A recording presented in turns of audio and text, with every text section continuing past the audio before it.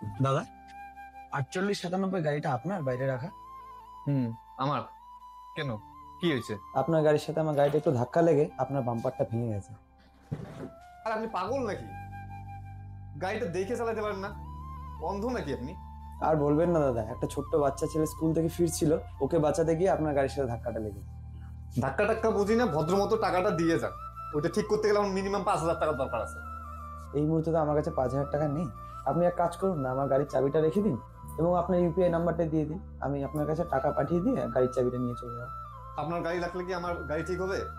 আপনি এখানে ভদ্রভাবে বসে কাউকে ফোন করে টাকাটা নিয়ে আমাকে দিয়ে তারপর যাবেন এখান থেকে। বসেন। হ্যালো, হ্যাঁ ভাই, তোর কাছে 5,000 টাকা থাকলে একটু পাঠিয়ে দেন। আরে একটু দরকার আছে, তোকে আমি পরে দিয়ে দেবো।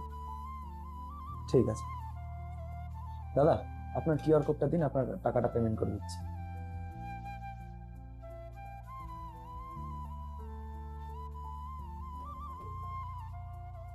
দাদা, আমি আসি তাহলে।